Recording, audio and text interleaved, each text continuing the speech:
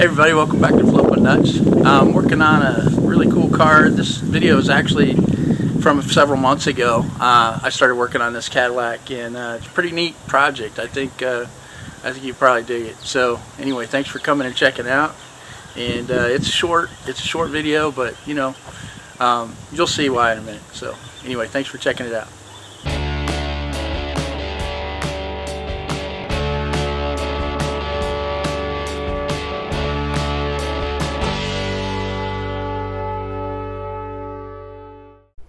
Hey, good morning YouTube. This is Bobby. Welcome back to Flippin' Nuts. Today I got kind of a treat for you. As you can see, today we're going to be working on a 1987 Cadillac Allante. This is my dad's car. Oddly enough, a couple years ago, I told him I would help him sell it, and I still have the car. It's had a few issues, had a lot of work done. These cars were produced from 87 to 93. They only made 21,000 of them. At the time, it was considered to be one of the most expensive production cars coming from the U.S. That was made, and part of that was Pininfarina actually did the body on the car, and then they had 747s that would fly the bodies back to Detroit for final assembly. So really neat, in-depth process. And if you're interested in looking that up, it's all, you know, all that information is available out there.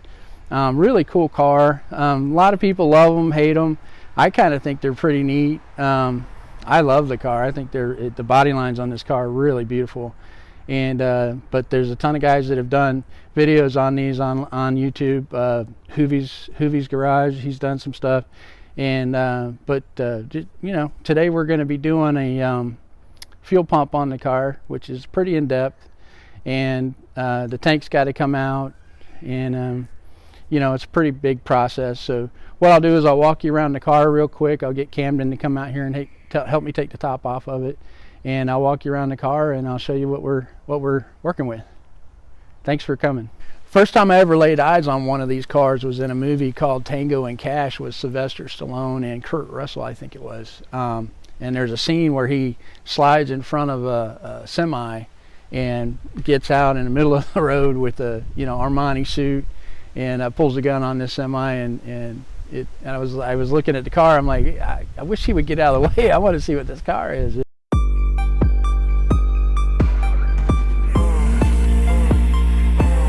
It was like, that's a really neat, sharp looking car. And that's the first time I had ever laid eyes on one. But pretty cool movie anyway, if you get a chance to check that out. But that's the first time I ever saw one of these Cadillacs. Alright, so I took the top off. Cam helped me take the top off. And obviously we need to clean the windows up. We got a little bit of cleaning left to do. I wanted to get it running first before we did that. But still, this car is, I would call this a survivor car. I mean, it's still in really great shape, considering, you know, the fact that it's an 87 and it's, you know, 33 years, almost 34. I always love the dashes on these cars. I just thought they were the neatest thing. It kind of makes you feel like you're in the cockpit of an airplane or a fighter jet, and I just thought that was neat. And I think that was actually the purpose.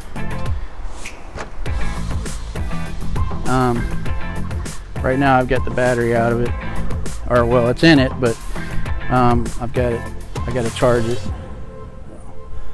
But I'll show you once I get everything going how cool that looks. But I mean, like I said, this car is still really, really sharp considering its age. 34 years old. Anyway, I got the battery cover off there. I'm going to be taking that battery out. If you ever want to know where the battery is located on Allante, there you go. Yeah, here's the trunk. You know, the thing you got to love about Italian sports cars or cars of the 80s, I mean, their attention to detail, even to this day, is just stunning. But I love how the trunk of this thing is just, you know, it still looks, 34 years later, still looks like this. It's pretty spectacular. Just a testament to Pininfarina. I'm sorry, I'm torturing that name. But just a testament to the way they do. From 87 to I think 87, 88, they had this 4100. Probably not the best Cadillac motor, but you know what? It's still a good engine. It produces a pretty good amount of horsepower. I will put that in the video in editing. I can't remember right off the top of my head. And it was mated to a 4-speed F7 transmission, I think it was, for 87, 88. And then they upgraded to the 4.5 in 89 and kept that engine all the way to 93. So anyway, still in good shape, looks good, and hopefully when I get this fuel pump in, it'll run good. I got this loose with a 13 millimeter. I think that's going to be loose enough to get the battery out. Nope. All right, let me get a couple more turns here. Hang on. Okay, a couple more turns, that was it. So let me get this off of there. And then this will be able to come right out. There we go. So what I'll do is I'm going to go ahead and put that on the charger and start taking that pump out. All right, she's up on jack stands on both sides. I've got the safety jack under there, and up here too. So we're good to go. Get up under there and see what we got. All right, guys. So nothing too crazy. It's got the two nuts here on the straps holding the tank in, and they're actually a little better than I thought. There is some corrosion under the car. It was a northern car, so but it looks like it's just surface. You know, all in all, under here it's pretty good. So what I'll do is when I get a little bit more progress in here, I'll go ahead and get the camera out and show you what I'm doing. Alright guys, so that bolt's out, and that one over there. Anyway, that bolt there. So both of the straps are out of the way, and then also I had to remove the heat shield, which is not a big deal. It's a 7 millimeter, and then these are 15 millimeter. So the bolts for the straps. I haven't taken the two off the back side. I'm going to see if I can lower the tank down and get at it from there. So I'll be right back with you. Alright guys, I just wanted to show you real quick. I found it easier to take the left rear tire off to get access to the inlet hoses where you put the fuel in and get those loose. And then you can see I've got them partially pulled away now. And then don't forget that you need to unplug it. There's the plug there. I've already unplugged it from right there. So I don't know if you can see that, it's hanging down right there. So don't forget to unplug those, because you'll get in a pickle if you drop the tank and it's still plugged in. You don't want to mess those connections up. So all right, almost out. We got the tank out, and obviously there's a couple extra things here that really you probably wouldn't need, but I was just going to cover it because I didn't see the video that was online. I didn't really talk about it.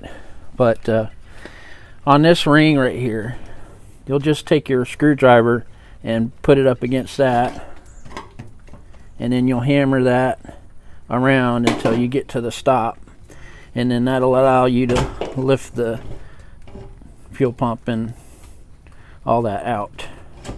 And then you just kind of work it out. And then once I get that out, I'm going to be using this kit that I got here for it. This has the pump, a new sock, which is good because the one I got is, I've already had it out, it's full of rust, and a cover for the pump.